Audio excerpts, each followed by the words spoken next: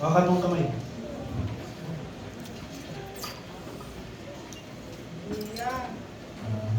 Ito. Galap ko. Ngayon ay nakatayo ako sa iyong harap. Sa sagradong presensya ng ating Diyos, ng ating pamilya, at ng ating mga kaibigan, upang ipahayag sa harap ng lahat ng magmamahal. Ang pagmamahal ko sa iyo ay walang hanggan. Noong una kita nakita, sobrang tahimik mo. Hindi ko mabasa lang. Babaeng nagsesepra ng praise and worship songs. Akala ko noon ganun ka talaga.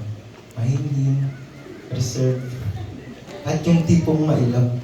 Parang ayaw mong ginugulo, pinapansin. Pero nung narinig ko na tumutugtog ka doon, ako ay tuloy na bigla at napahinto ng sandali.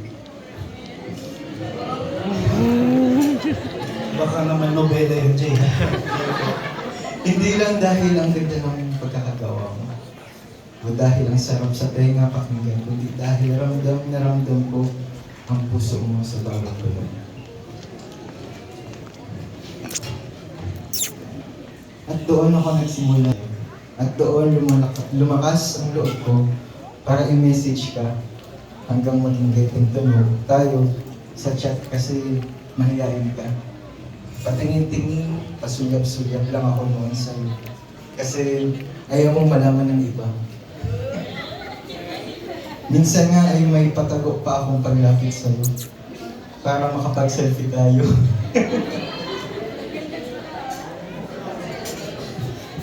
Naalala ko pa yung kaba ko tuwing magkakatingin tayo. Yung pag-ibos ko ng tingin. Pag nahuhuli mo ako nakatingin sa'yo. At yung tuwang hindi ko maipaliwanag noong pumayag kang sumama sa akin paglalabas para kumain. Doon pa lang naramdaman ko na ang effort mo to conquer all shyness within you. Dati sa school kapag may rare case na dumadating, binibigay ko lahat ng oras at atensyon ko. Binabasa ko bawat detalye, inoobserbahan ang bawat galaw. Di ako nagsasawang umintindi hanggang makuha ko at maunawaan ko. Pero ikaw, higit pa sa lahat ng pinag-aralan ko. Bawat ngiti mo, bawat katahimikan mo, bawat kislat ng mata mo, kapag pumupuri ka sa kanya, lahat yun ay parang isang napakagandang kwento na gustong-gusto kong basahin at ulit-ulitin. In God's grace and perfect time, on July 7, 2022, nang maging official tayo, di ko malimutan ang saya at kapanatagan na naramdaman ko noon. Parang lahat ng puzzle pieces ng buhay ko sa wakas ay buo na. Lahat ng paghihintay, lahat ng palihim na pasulyap, lahat ng gabing puyat tayo sa chat, lahat ng dasal ko sa kanya, lahat yun ay may sagot na. Hindi niya tayo minadali. Hindi niya tayo binigo. Kasi alam niya kung kailan tayo handang tanggapin ang biyayang ito. At ngayong araw na ibinigay ng Diyos sa atin para sa pag-iisang dito. Hindi na ito sulyap lang, hindi na ito chat lang, hindi na ito getting to know lang. Ito na ang katuparan ng lahat ng pangarap at dasal. Sa harap ng ating pamilya, ng ating mga kaibigan, at higit sa lahat sa presensya ng ating Diyos na nag-ugnay sa atin, buong puso akong nangangako. Pangakong patuloy kitang kikilalanin hindi bilang isang rare case study, kundi bilang babaeng pinili kong mahalin sa bawat pag-isip at pagtulog ko. Pangakong di magsasawang paglaanan ka ng oras, atensyon at pagmamahal. Dahil sa bawat sandaling kasama kita, mas lalong nagiging makulay at makabuluhan ng buhay ko. Pangako na alagaan ko ang puso mo, ang bawat pangarap mo, at bawat ngiti mo Aalagaan ko ang ating pamilya at sisiguraduhin kong sa lahat ng laban ng buhay, magkasama tayo, magkahawak kamay. Pangako na patuloy tayong sasamba at magpupuri sa Diyos na siyang sentro ng ating relasyon dahil alam kong sa Kanya nagsimula ang lahat at sa Kanya tayo patuloy na magiging matatag. Pangako na sa bawat saya, bawat pagsubok, bawat tawanan at bawat luha, hindi ako bibitaw. Ikaw ang aking kapayapaan, ang aking paboritong kanta, at ang sagot sa lahat ng dasal ko. Mahal kita ngayon, bukas, at sa bawat araw ng ating buhay. Ikaw ang pipiliin ko. Pinili kita noon, pinipili kita ngayon, at patuloy kitang pipiliin habang buhay sa ngalan ng Diyos at pag-ibig.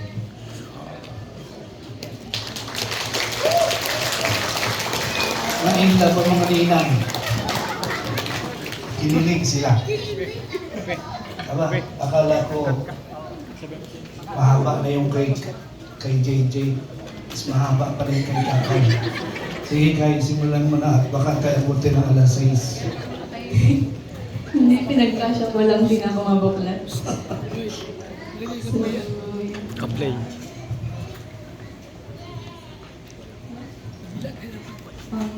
To my beloved JJ, standing here before God and everyone we love. Masaya ako at sobra akong nagpapasalamat dahil ikaw ang pinili ng Diyos para sa akin. Kung ibabalik man ang panahon, masasabi kong hindi ko ito nakikita sa plano ko noon. I've always been the quiet one. I love God with all my heart and I truly believe na sapat na ang buhay ko ng mag-isa. Binakuran ko ang puso ko ng napakataas na akala ko wala nang makakatawid pa. But when you came, I met you at church in 2019. Tutoy pa ang tingin ko nun sa'yo. Fast forward, 2021, dito, panay na akong sinasabihan ni Papa na mag-boyfriend na. Ginagawa niyo ba?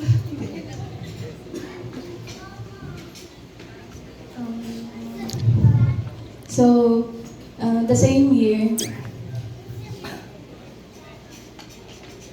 I prayed to the Lord, Lord, ready na po ako. Bahala na po kayo. At yun nga, we started chatting. Bigla na lang natin napagtanto na may nararamdaman na pala tayo sa isa't isa. It was unexpected. But I knew God was moving between us, kaya hindi ako natatakot. Masaya ako pag nakakausap kita, ang mga random mong ngiti, ang inisan, napipikon mo ako, pero pag ikaw na iniinis ko, tiyatawanan mo lang ako. Ang gaan mong kasama. Naalala ko pa noon yung first date natin when we crossed fingers and promised never to leave each other. Maraming pinagdaanan yung promise na yun. Within it, nabago ang pananaw ko sa buhay. I chose to grow and become better for you. Huwag kang umiyak. Maiiyak ako.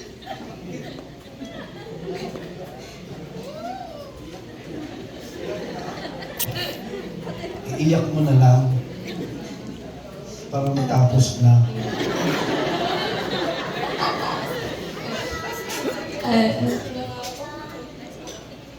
Ulitin mo kaya sa umpisa.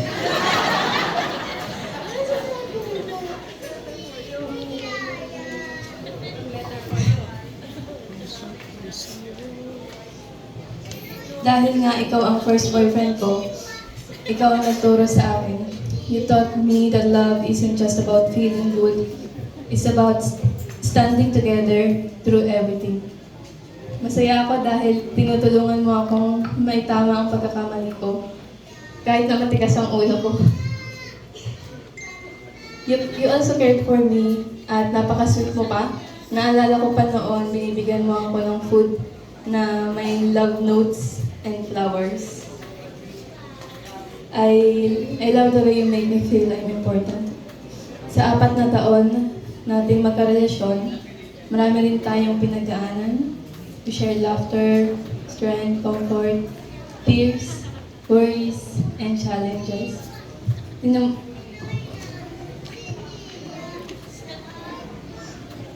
Tinuruan mo rin akong malaman na worth it akong ipaglaban.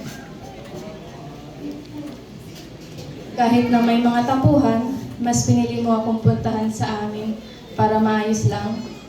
Kahit minsan hindi kita pinagbubuksan ng pinto at nag-iintay ka dun. Thankful ako sa patience mo at sa effort mo araw-araw na pagpunta sa bahay at pagsama sa akin kumain.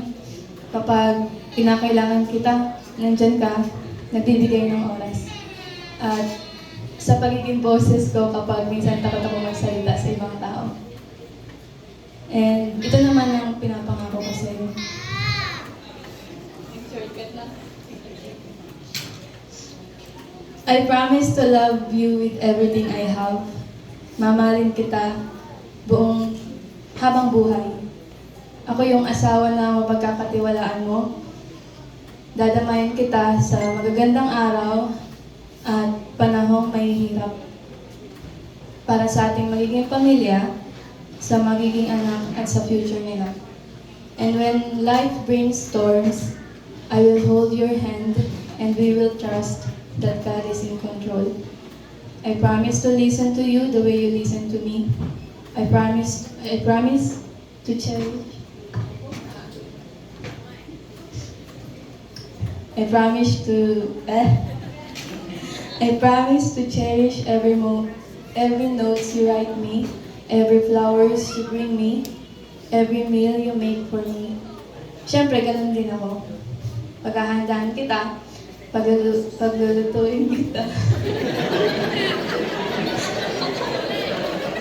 Aasikasin at aalagaan. I promise to be your partner in faith. Magsiserve tayo kay Lord ng magkasama at papalakasin natin ang isa't isa. I promise to honor you, to learn from you as my husband. Susuportahan kita sa paglilid mo sa magiging family natin, and I will respect you and praise you for the man you are and the man you are becoming. As the Bible says, therefore what God has joined together, let no one separate. Today I give myself to you. I promise to love you as Christ loved the church, to walk this path with you, and to keep God at the center of everything we do. Dahil alam ko na it is only through Him that I can be the woman you deserve. Thank you for choosing me. Naghintay ka para sa akin and for loving me so well. I love you. In Jesus' name, I make this vow. To God be the glory now and forever. Amen. Kaya lang samantalay mo natin ang iyong pagkakataon dito. Iyong pong singsing.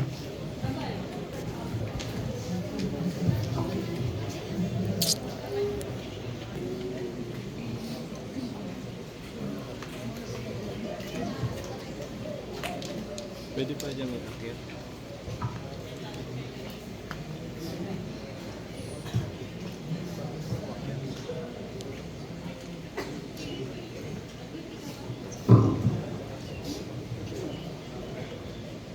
Si JJ muna. Hawakan mong kamay ng tatay.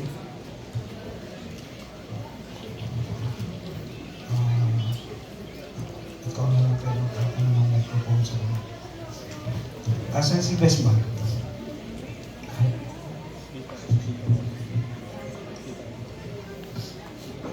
Ang singsing po ay isang panlabas at pisikal na simbolo ng isang espiritual at panloob na pagbubuklod ng dalawang pusong nangangakong tapat na magmamahalan.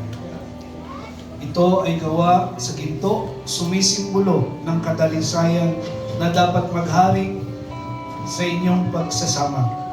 Ito ay bilog nagpapahiwatig na ang pag-ibig ninyo sa bawat isa at sa Diyos ay dapat walang katapusan. Tanggapin niyo ang singsing na ito na tanda ng inyong inyong pagkilala sa pag-ibig ni Kristo sa inyo at sa pamamagitan ninyo. Okay, Jay, suot mo, bago mo isuot ang singsing, sumunod ka sa akin. Lapit ka. Banggitin mo ang buong pangalan ni Kakay. Shekinah. Doon ka tumingin mo sa akin. Lapit-lapit ka, Besman, para ako ang pinapangakuan niya eh. Si Kakay. Shekinah, lumatugan. Ibinibigay ko sa iyo Ibinibigay ko sa iyo ang singsing na ito ang singsing na ito bilang tanda bilang tanda ng aking dalisay na pag-ibig. ng aking dalisay na pag-ibig. Nagpapakasal ako sa iyo Papakasal ako sa iyo sa pangalan ng Ama, sa pangalan ng Ama, ng Anak, ng Anak, at ng Espiritu ng Santo. Espiritu Santo. Amen. Amen. Suot mo ang singsing kay Kakay.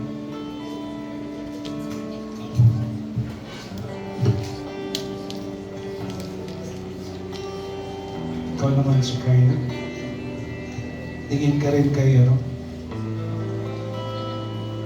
Banggitin mo ang buong pangalan ni JJ.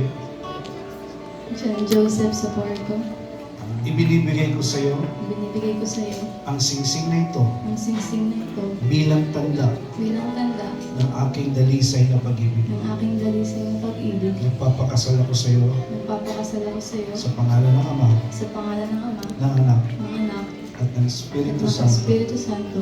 Amen. Amen.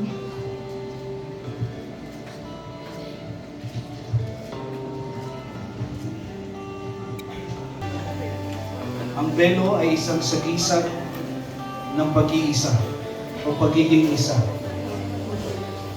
ng dalawang sa pagbubuo ng isang pamilya. Inilalarawan din ito ang bukal sa kalooban ng pagpapasakop ng babae sa kanyang asawang lalaki, sapagkat siya ang ulo ng kanilang bubuing pamilya. Ang lalaki ang tagapagtanggol at mag-iingat sa kanyang asawang babae.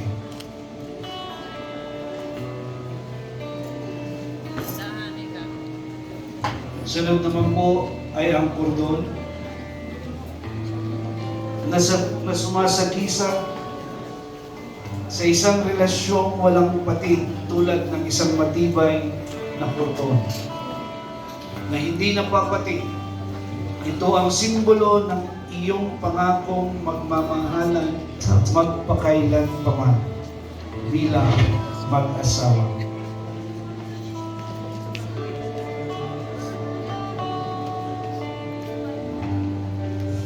Sunod po ay yung color.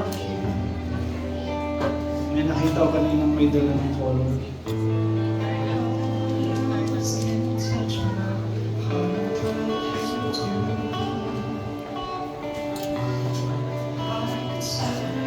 Ang color po, ang motif nila ay nagsisimbolo ng pagkakaisa. Sapagkat silang dalawa ang pumili at nagkaisa na yan ang magsilbing magandang kulay sa kanilang pag-iisang dingding sa araw na ito. Sunod naman po ay ang Biblia. Saan po yung Bible? Ang Biblia ay ang salita ng Diyos. Tanggapin ninyo ang kaloob na ito bilang matibay at matatag na pundasyon ng inyong pagsasama. Sa larangan po, dito po sa ibabaw ng mundo, tayo ay laging base sa tinatawag nating pamantayan. Kapag tayo bumili ng gadget, ang una natin tinitingnan ay ang manual, how to operate the gadget. Sila po ngayon ay papasok sa estado ng pag-aasawa na hindi pa nila kailanman napapasok. At kailangan nilang manual ng buhay, may asawa bilang isang Kristiyano, at yun po ay nakasaad sa Biblia kung paano sila kikilos bilang asawang lalaki at bilang asawang babae. Kaya iaabot ko sa kanilang dalawa ang Biblia at sabay nila itong tatanggapin. At aking dalangin, gamitin ninyo ang Biblia ito upang gabayan kayo at patuloy na pagyamanin ang pag-ibig niyo bilang isang Kristiyano may asawa at pagbuo ng pamilya sa araw-araw ng inyong buhay.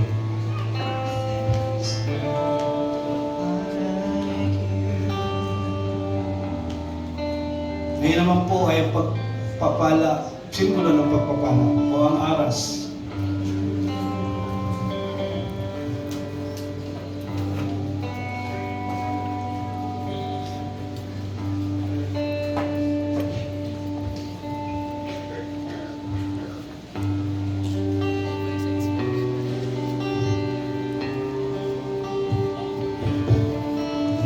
Nung ako po ay kinasal, ang laman aras ay mga piso.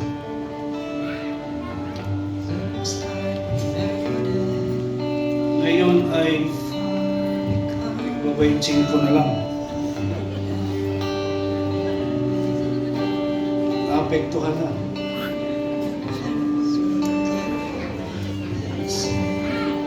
Kaya tuloy, nalalaglag, sumusuot sa mga butas.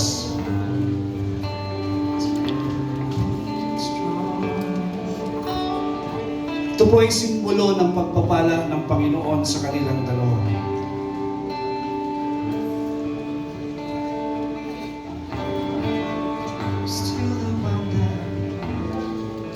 Ngayon po, tayong lahat ay narito at naniniwala sa layunin ni JJ at ni Kakay sa pagbuo ng pamilya. Meron po dyan o pinamahagi sa inyo ng mga envelope. If you believe in their vow to each other, maglagay po tayo sa envelope bilang seed of faith that we believe na magagawa nila sa tulong ng Panginoon ang kanilang pangako sa isa't isa. So sa ating paglagay sa envelope ng amount, anything, kung ang tingin mo na makakatulong sa kanila ay 100 piso, bukal sa kalooban mo, ilagay mo. Pero kung tingin mo ang 100 piso ay maliit naman para maging puhunan nila sa pagbuo ng pamilya at ang naisip mo ay mga 500,000, palagay ko hindi kasya sa envelope. Ito po ang ating gagawin is a seed of faith.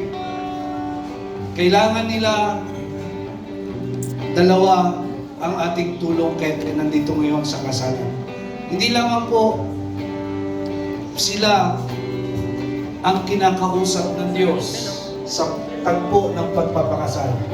Tayo rin po, we are here not just to witness, but to celebrate with them and believe sa kanila na gagawin nila at magagawa nila sa tulong ng Panginoon. Ngayon yung po mga envelope dyan, lagyan niyo na po at kailangan kolektahin yan ng ating Maid of Honor Investments at kasama po ng aras na ito na sumisimbolo ng biyaya ng Diyos na ibibigay natin sa kanila ngayong hapon.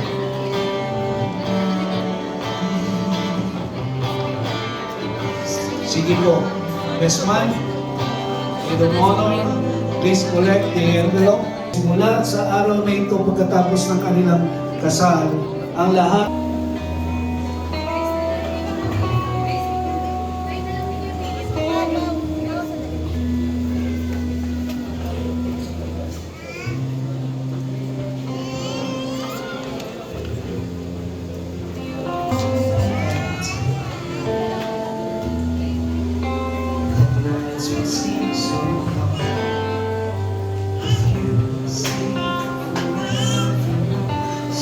Tulad mo ay yung sa court.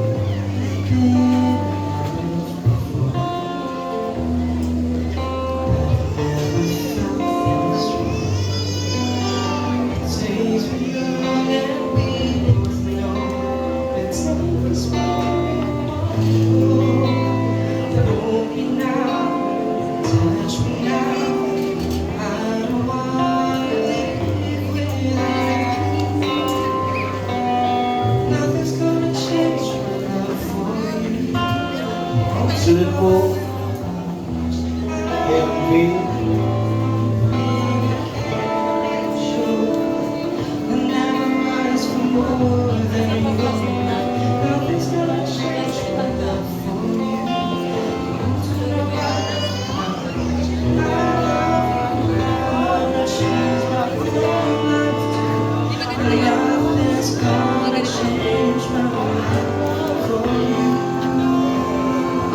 Jane and Kakay, please tayo po kayo dalawa. At sa pag...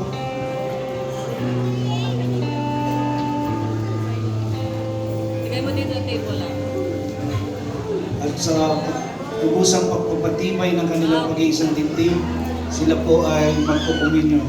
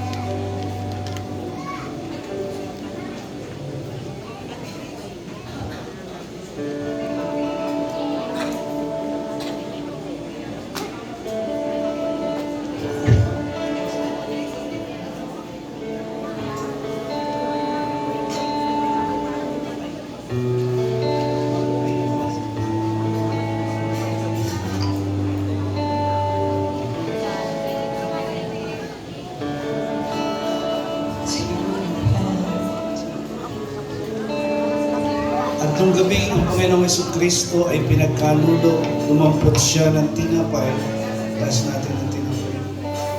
Pinagpira-piraso ito at sinabi, ito ang aking katawan na pinagkakaloob sa iyo. Kunin ninyo ito at kainin bilang pag-alaala sa akin. Kainin natin ang tinapay.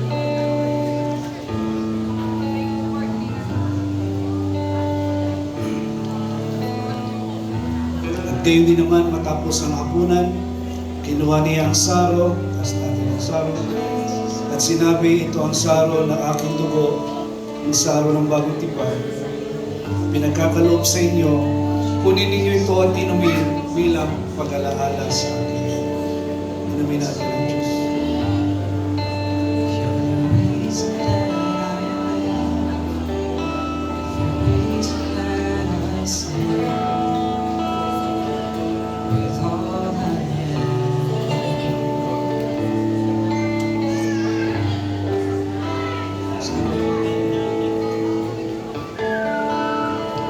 At ngayon naman ay ang paglagda sa katibayan ng pagpapakasal.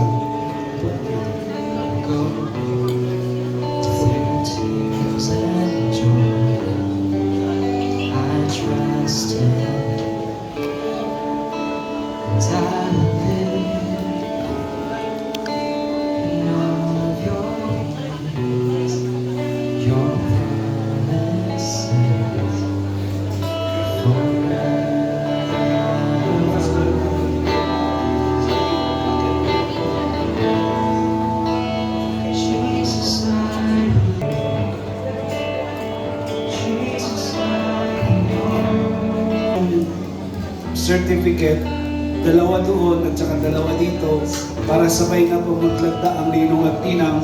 At pagkatapos nyo pong magpirma, ninong at nina, magpalitan na lang po kayo para mas mabilis. Kasi kung iisa-isahin po natin, masyadong madami po eh. So, ganoon na lang po. Tawagin po ang inyong mga pangalan at kayo po ay aakyat sa anong tawag dito? Tablado. Tablado. Witnesses, our principal sponsors. May we begin having Mr. George Sanchez and Mrs. Jenny Y. Sanchez. Thank you po.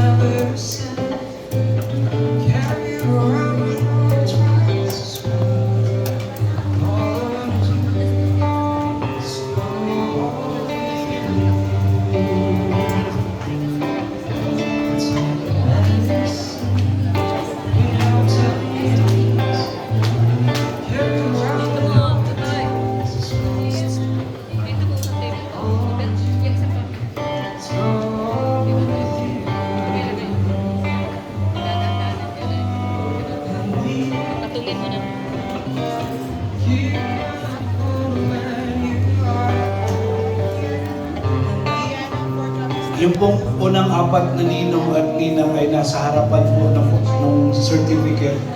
At yung ibang nasa likuran. Kung hindi niyo po makita sa harapan yung pangalan nyo, sa next page po, sa likod, nandun po ang inyong mga pangalan.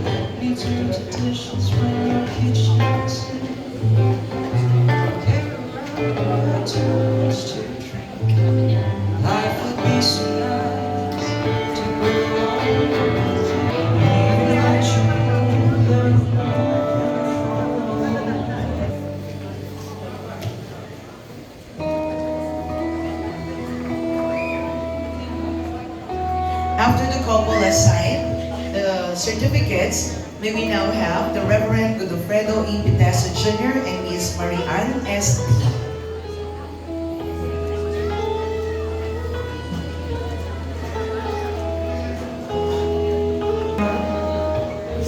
Sa pangarap ko, mo bangkay, nasa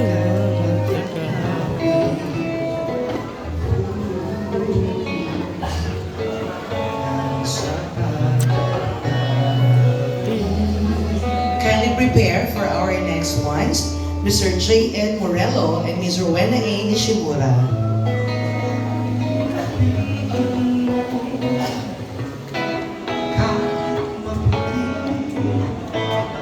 Now we're having Mr. J. Morello and Ms. Rowena Nishimura.